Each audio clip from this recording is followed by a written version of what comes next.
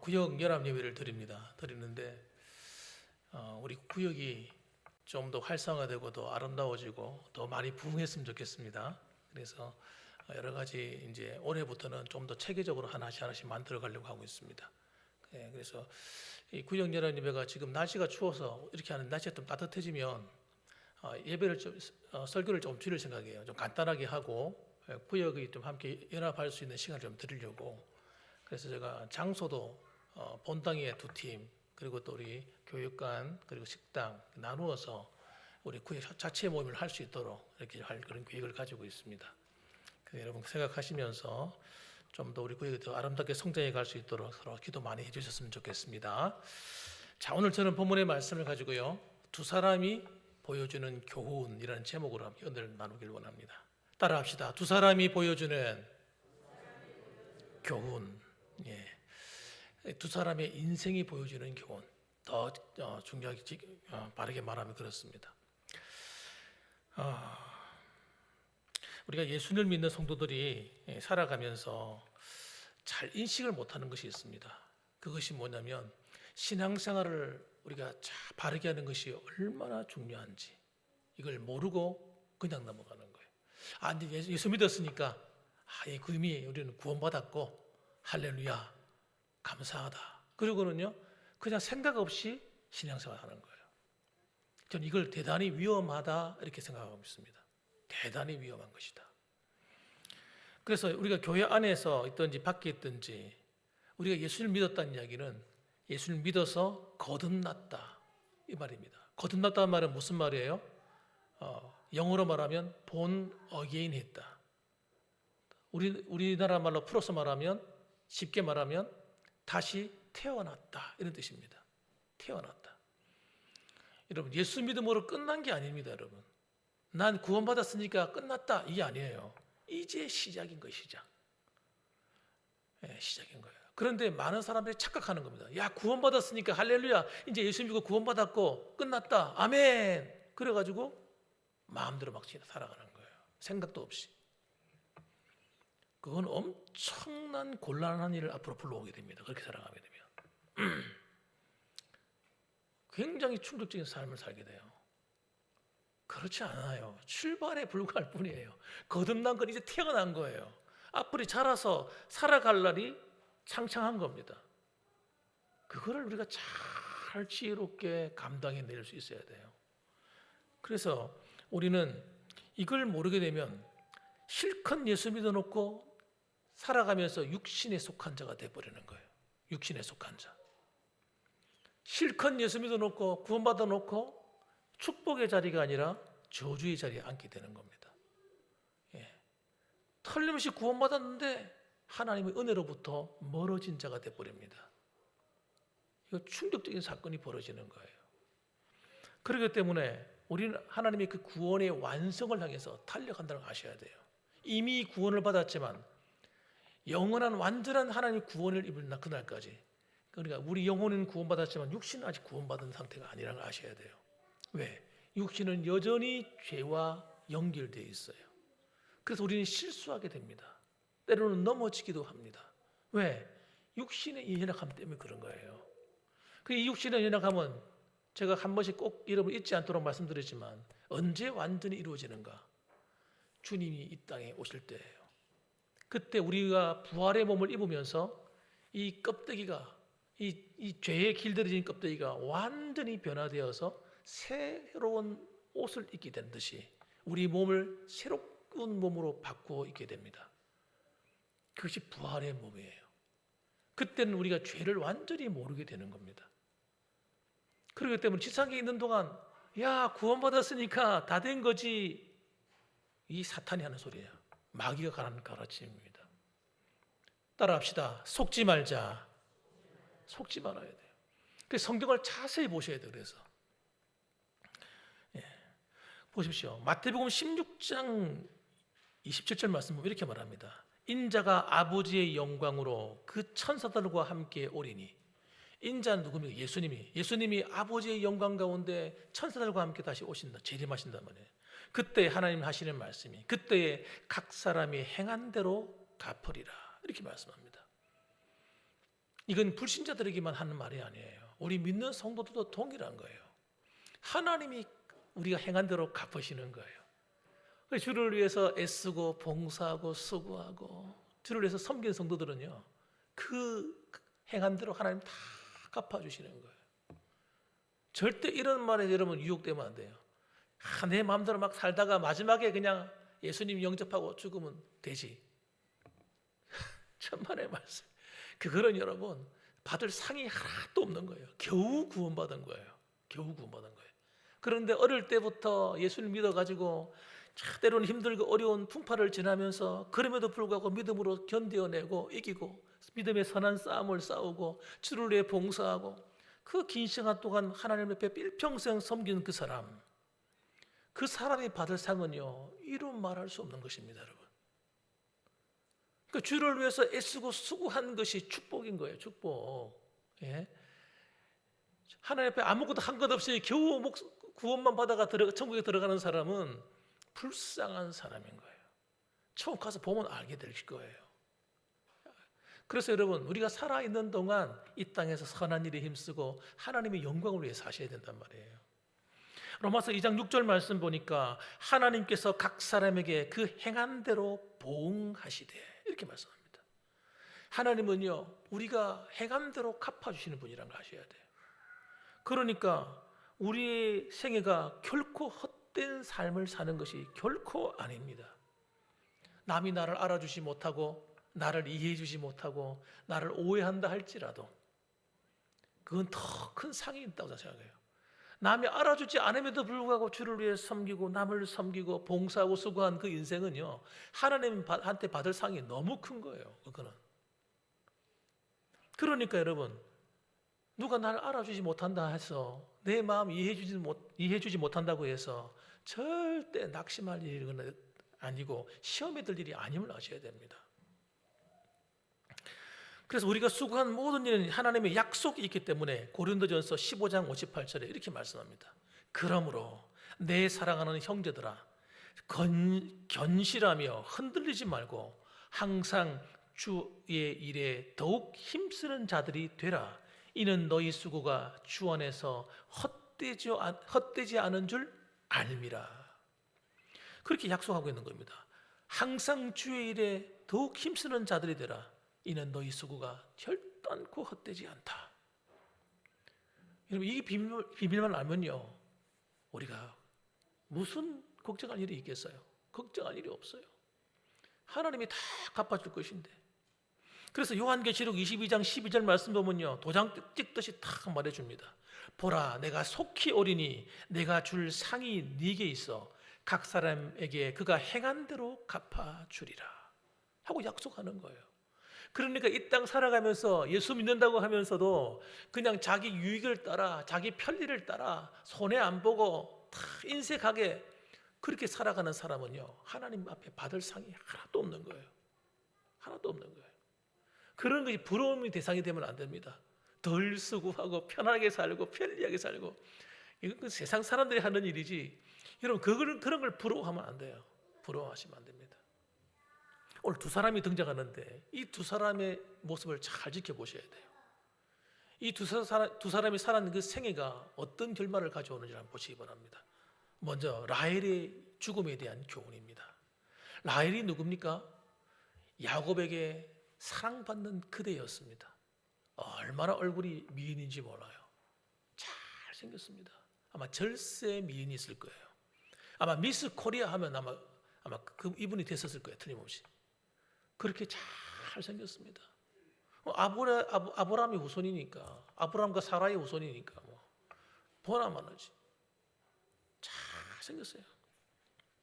그런데 그녀가 어느 날 보니까 라헬이 둘째 아들을 낳게 됩니다. 첫 번째 아들은 요셉이고요, 둘째 아들은 베냐민인데, 이 베냐민을 낳다가 상고가 와가지고 아이를 낳게 된 거예요.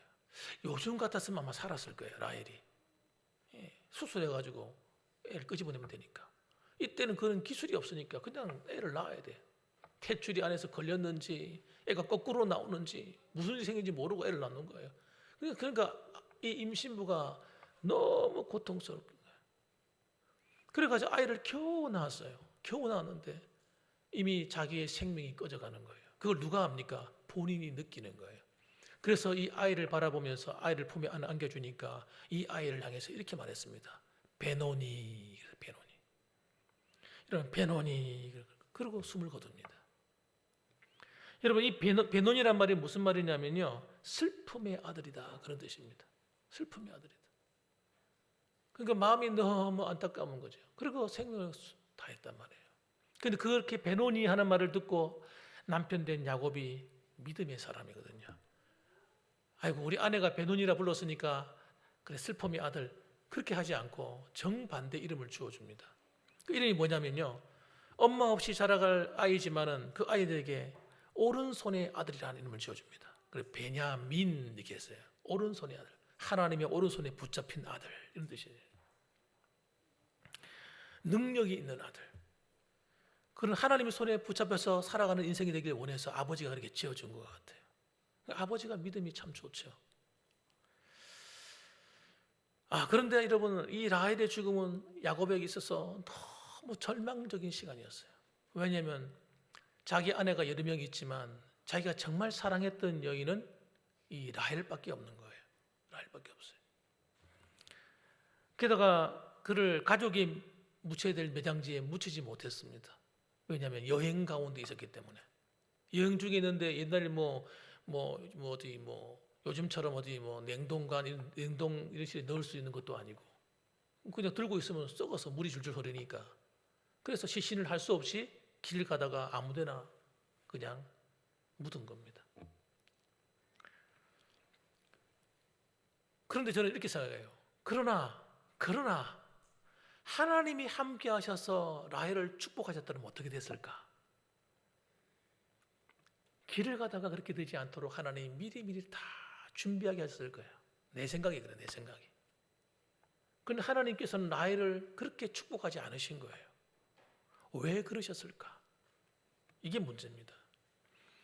똑같이 하나님을 섬겨도 여러분, 하나님의 복을 받은 사람이 있고 복을 못 받는 사람이 있는 거예요. 똑같이 구원이라는 복은 받지만은, 그러나 하나님 주시는 인생의 축복을 받는 사람이 있고 못 받는 사람이 있다는 걸 아셔야 돼요. 왜 그런가? 바로 야곱이 사랑했던 그 아내 라헬의 신앙에 문제가 있는 거예요. 문제가.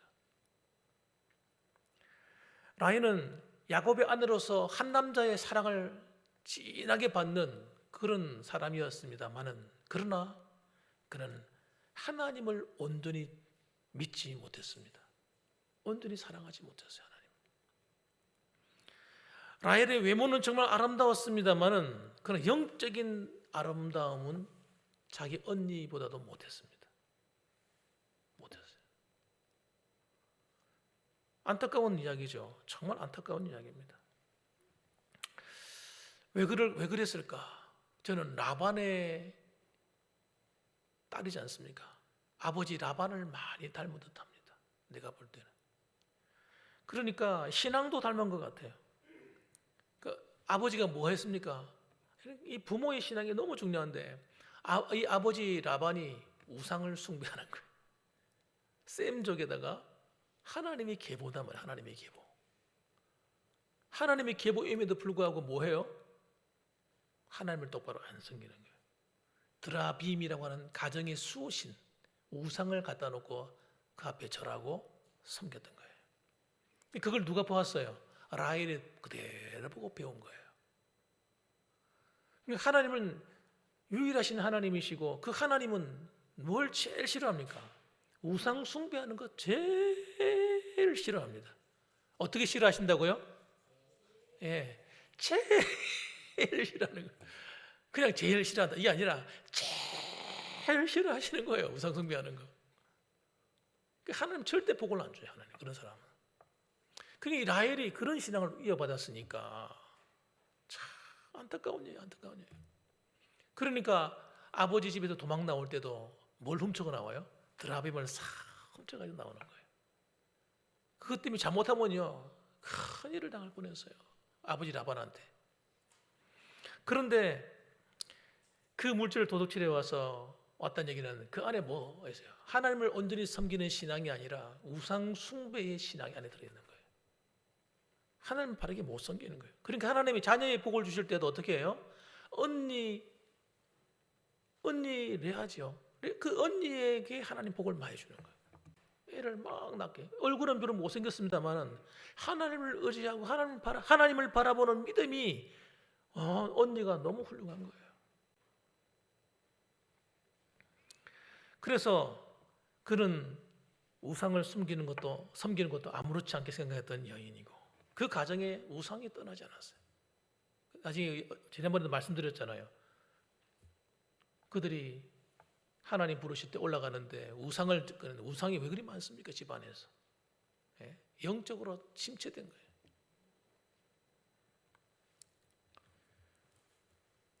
그러니까 하나님 앞에 그런 기도하는 여인도 아니었어요. 기도도 그렇게 열심히 하는 것 같지 않았어요.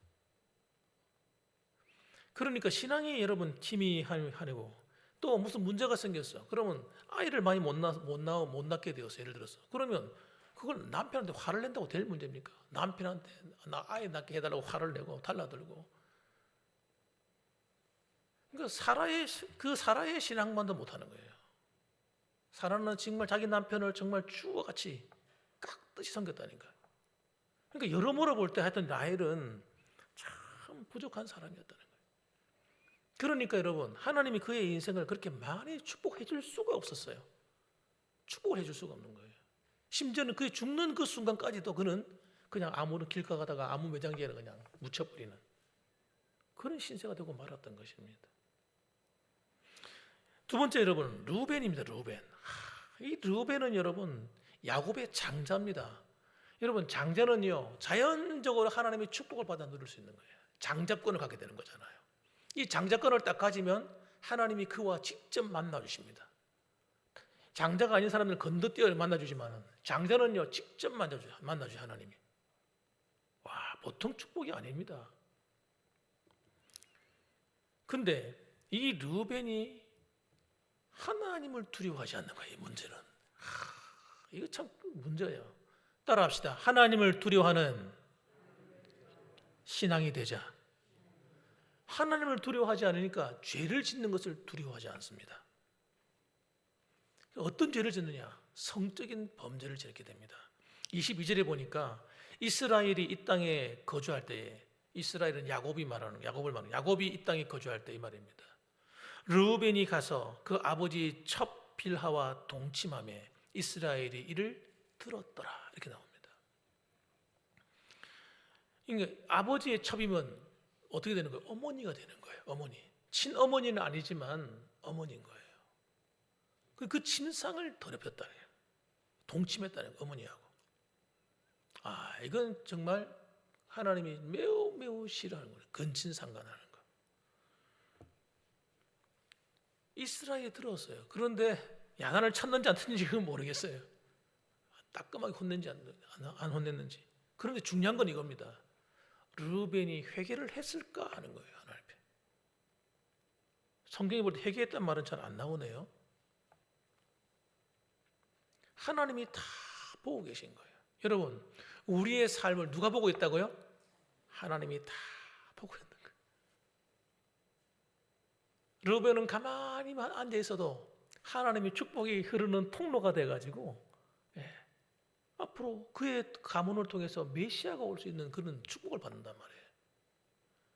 그런데 그가 육신의 정욕을 못 이겨서 이런 이와 같은 큰 잘못을 하게 됩니다. 이게 연약한 인간이죠. 연약한 인간. 그러니까 비록 약속이 우선이라 할지라도 하나님이 그 장자권을 뺏어버리는 거예요. 르우벤의 장자권을 뺏어서 다른 사람에게 줘버립니다. 다른 형제에게. 그래서 그는 이스라엘 야곱이 마지막에 축복 기도할 때 그가 이제 임종하면서 자손들을 축복할 때 그 축복이 없는 거예요. 축복이 없는 거예요. 너무너무 안타깝어요. 그래서 이 장자권을 박탈당하고 유다 지파에게 이 장자권이 어떻게 가는 거예요? 갈라져 갑니다. 갈라져가 하나는 유다 지파에 흘러갑니다. 유다 지파에는 왕권으로 흘러가고 그 다음에 이 장자권의 핵심은 누구한테 갑니까? 요셉에게로 머물러 갑니다. 다 뺏겨버렸어요. 다 뺏겼어요. 그 다음에 안타까운 사실은 그 축복을 다 가져가 버리니까 이 루벤의 자손들에게 올 축복이 없는 거예요. 축복이 없는 거예요. 그래서 그 후손이 탁월치 못했다. 이 말입니다. 루벤 지파에서는 위대한 사사가 나오지 않습니다. 위대한 예언자가 나오지 않았단 말이에요. 왕도 배출되지 않을 뿐더러 훌륭한 지도자들이 루벤에서는 안 나옵니다. 영적인 지도자가 안 나와요. 비극이죠, 비극. 그 육신의 혈기를 못 참아가지고 어마어마한 걸 다 잃어버린 거예요. 어마어마한 걸. 따라합시다. 어마어마한 하나님의 축복. 이걸 뺏겼단 말이에요. 거룩한 계보를 이어서 예수님이 자신에게 가문에서 온다 생각해 보세요. 얼마나 영광스러워요. 다 뺏긴 거예요. 그래서 하나님께서는 우리에게 깨어 있으라는 거예요. 예수 믿었다고 안심하지 말고, 나 구원받았으니 이제 구원받았어 천국 가, 안심하지 말고 우리가 깨어서 있어야 돼요. 에베소서 5장 16절 말씀 보면 세월을 아끼라 때가 악하니라. 그러므로 어리석은 자가 되지 말고 오직 주의 뜻이 무엇인가를 이해하라. 술 취하지 말라. 이는 방탕한 것이니 오직 성령으로 충만함을 입으라. 이렇게 말씀하셨어요.